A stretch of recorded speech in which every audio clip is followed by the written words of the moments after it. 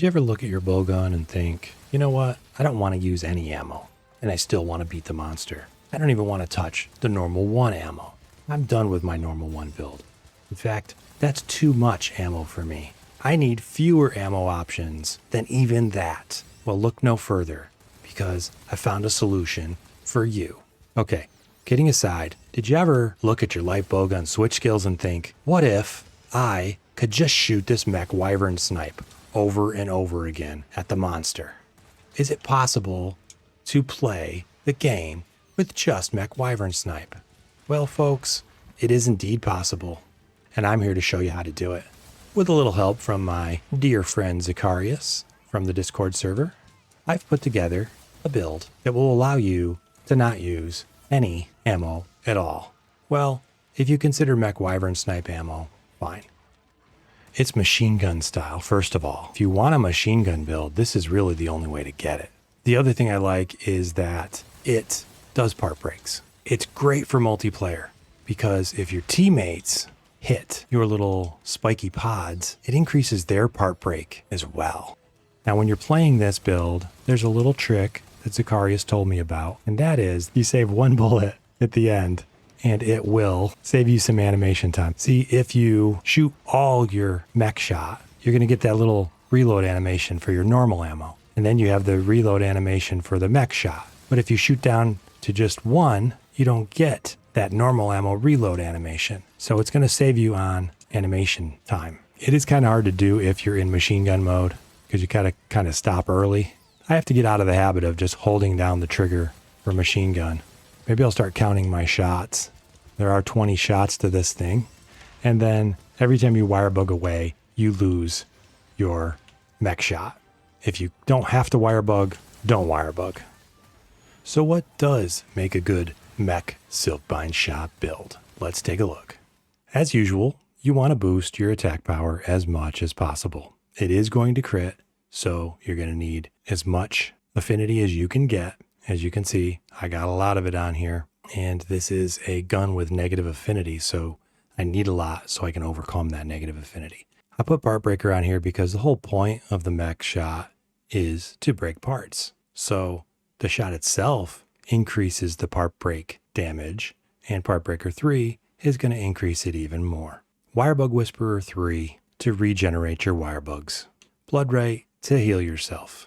And since you're going to be breaking parts all over the place, Blood Right's going to kick in pretty early. Burst, because you're shooting so quickly. Again, Wind Mantle, and Wind Mantle to go with your Wirebug Whisperer to regenerate those wirebugs. Blood Awakening just comes along for the ride and will give you a damage boost at some point. For this particular gun, Wriggle Down 2 is irrelevant, as is Punishing Jaw. Fortify. Mail of Hellfire boosts your damage. If it's too dangerous for you to use it, don't use it. We got a little Intrepid Heart, which I never bother to notice anyway, and a Point of Frenzied Bloodlust, which can kick in from time to time. This is incidental. You don't really need it for this build to work. The most important thing is boost your attack power as high as you can get it, max out your affinity, and get the Wirebug Whisperer and the Wind Mantle, and you'll be set. As far as guns go, well, guess what? This is a Wirebug move. And as we all know, Amatsu weapons get a damage bonus to Silkbind attacks or Wirebug attacks. So as it says there, strengthens Silkbind attacks. That's on the gun itself. It's built into Amatsu weapons. That's pretty cool. And since your shots are a Silkbind shot, you're going to get the bonus from the Amatsu gun. And that's why I chose Amatsu. It's got a high raw attack power. It does have negative affinity, but we've overcome that. And it has no slots. Could you use a different weapon? Sure. I picked this one because it's Amatsu. It does give me that Silkbind bonus. What about mods? We've got the long barrel for even more damage. And I just put anti-aerial in there. And you can swap out your Rampage Deco as needed for whatever monster you're facing. The fanning maneuver will boost the damage of the Mech Silkbind shot. So try to keep that topped off as much as your wirebugs allow. And so there's the rest of my switch skills. It's a lot of fun to shoot machine gun style and just keep reloading your machine gun with a new clip. And how often do you get a gun with a clip size of 20? Well, you don't. This is the biggest clip size you can get in a gun. This shot right here. And it's the fastest you can shoot as well. And the damage can get pretty high on this Silkbind shot alone. It is a lot of fun to play. It does take a little getting used to the new style, and there is a recoil that will throw your aim off in the upward direction, so you have to compensate for that. And you can hold the trigger down, just like a machine gun. Just hold the trigger, spray and spray, as they say. Or you can shoot one at a time. No big deal. Pretty flexible. Works against almost every monster in the game, but a great choice for noob helping, for playing multiplayer, getting those part breaks that are always so tricky. You know, if you got a monster that you end up killing before you get the part break on it, bring this build. You will never have that problem again. Here's your skills. Pretty straightforward build. Nothing special about it. Go with a Matsu, or if you think you can jack your damage up even more, go ahead and do that.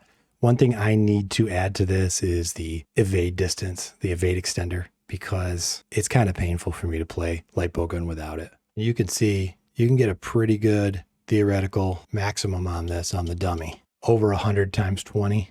Yeah, a 20 hit combo for 2,000 damage on the dummy. Not too bad. I have gotten a little higher with the buffs. Get the food buffs, take your demon drug buffs, and you'll get higher than that for sure. What else can you do with this gun? Well, you've got some normal 3 in here, which has got a good shot speed on it. You could add normal up to this build, and now you're shooting normal 3. Put pierce up. Nope, don't do pierce up. Shrap, stay away from that. You got some sticky on here too. You're going to need a lot of recoil down for that to be effective. You get flaming, water, and piercing. You get you get all of the elemental types, and some of these are rapid fire, which is actually pretty cool. So the gun itself is pretty flexible. You could modify this build to make a hybrid part break / elemental build. And as you can see, the elemental damage is pretty good too. You can boost that higher, obviously, because I have no elemental damage skills on this build. So definitely a lot of experimentation to be done with this.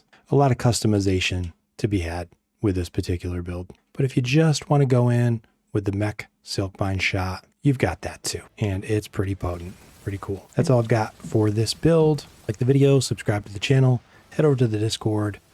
A lot of cool, fun builds we got over there.